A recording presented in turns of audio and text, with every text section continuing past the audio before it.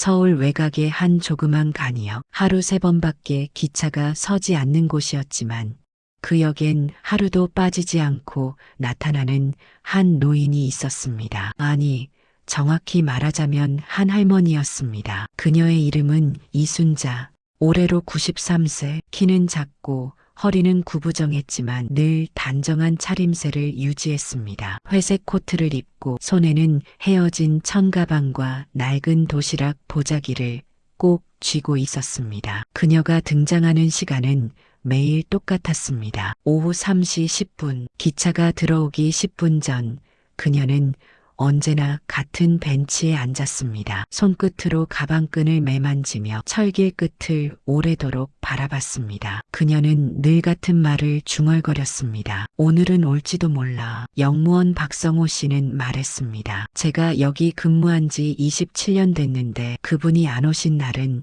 단 하루도 없어요. 눈보라가 몰아치는 겨울에도, 장마철에 천둥이 요란하게 울릴 때도 그녀는 늘 같은 시간, 같은 자리에서 누군가를 기다렸습니다. 지나가는 사람들은 묻곤 했습니다. 할머니, 누구 기다리세요? 그녀는 늘 미소 지으며 같은 대답을 했습니다. 오래된 약속이 있거든요. 기차는 늦을 수 있어도 사랑은 늦지 않아요. 그 한마디가 그녀의 인생 전부를 설명하는 말이었습니다. 그녀는 역 근처에 있는 허름한 단칸방에 살았습니다. 방 안에는 오래된 달력, 젊은 남자와 함께 찍은 흑백 사진, 그리고 수십 개의 도시락 보자기가 정리되어 있었습니다. 그녀는 매일 아침 일찍 일어나 쌀을 씻고 반찬을 만들었습니다. 달걀지단, 멸치볶음, 김치 몇 조각, 그리고 도시락을 싸서 정성스럽게 묶었습니다. 그건 누군가를 위해 준비한 사랑의 도시락이었지만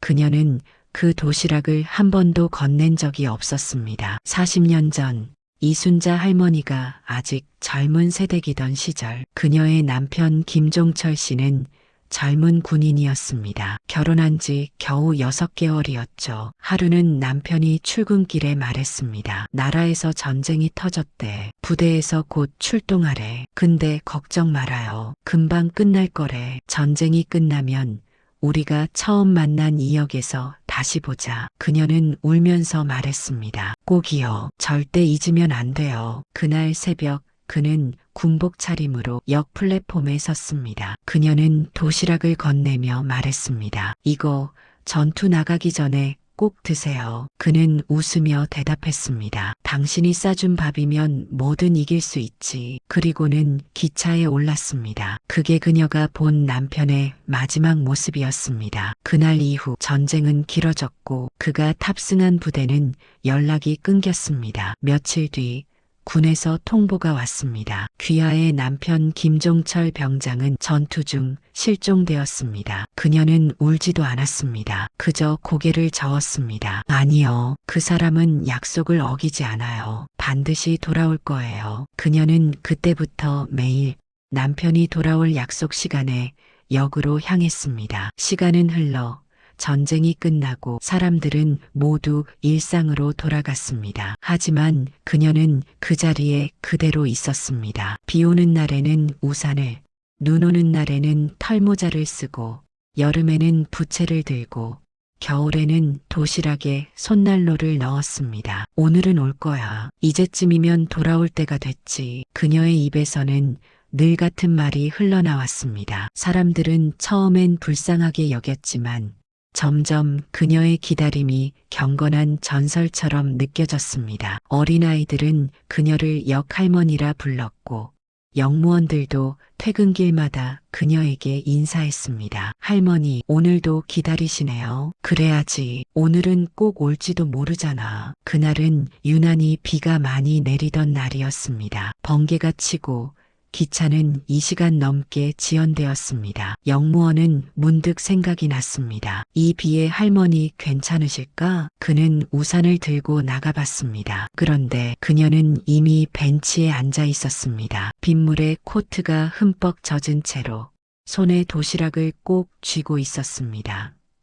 할머니, 이러시면 안 돼요. 감기 드세요. 그녀는 조용히 웃었습니다. 오늘은 꼭 올 거예요. 그날도 이렇게 비가 왔어요. 그 사람은 그 기차를 타고 전쟁터로 갔죠. 그녀는 도시락 보자기를 풀며 말했습니다. 이건 그날 싸줬던 거예요. 그날 이후 이 도시락은 한 번도 열지 않았어요. 그녀의 손은 떨리고 있었지만 표정만큼은 평온했습니다. 이제 곧 올 거예요. 오늘은 꼭 그럴 거예요. 그녀의 눈동자엔 아직도 기다림이 살아 있었습니다. 몇 주 뒤 할머니는 영무원에게 작은 봉투를 건넸습니다. 이거 혹시 내가 못 오면 꼭 전해주세요. 누구에게요? 그 사람이요. 혹시라도 돌아오면 이 편지를 꼭 전해주세요. 영무원은 봉투를 받아 조심스레 넣었습니다. 봉투 겉에는 이렇게 적혀 있었습니다. 기차는 늦을 수 있어도 사랑은 늦지 않아요. 그녀는 역에 나타나지 않았습니다. 사람들은 걱정했습니다. 설마 아프신 건 아니겠지? 영무원이 집을 찾아갔습니다. 문은 잠겨 있었고 창문으로 보이는 방 안엔 빈 도시락통 하나와 남편의 사진만이 놓여 있었습니다. 그녀는 이미 조용히 세상을 떠난 뒤였습니다. 그녀의 시계는 멈춰 있었지만 달력은 3월 15일 남편이 떠난 바로 그날에 표시되어 있었습니다. 그날 오후 3시 10분 기차가 들어오자 한 노인이 천천히 내렸습니다. 그의 걸음은 느렸지만 확고했습니다. 목에는 낡은 신분증이 걸려 있었습니다. 625 전쟁 실종자 귀환 확인서. 그는 주변을 둘러보며 물었습니다. 여기 이순자 씨가 기다리던 그 역 맞나요? 영무원은 깜짝 놀라 손을 떨었습니다. 그분은 며칠 전에 돌아가셨어요. 그 노인은 그대로 주저앉았습니다. 오랜 세월이 무너져 내린 듯한 울음이 터져 나왔습니다. 영무원은 떨리는 손으로 편지를 꺼내 그에게 건넸습니다. 그는 손끝이 떨리는 채로 봉투를 열었습니다. 여보, 당신은 약속을 어기지 않는 사람이었죠. 혹시라도 늦더라도 괜찮아요. 기차는 늦을 수 있어도 사랑은 늦지 않으니까요. 이 도시락은 당신 몫이에요. 전쟁터 나가던 그날처럼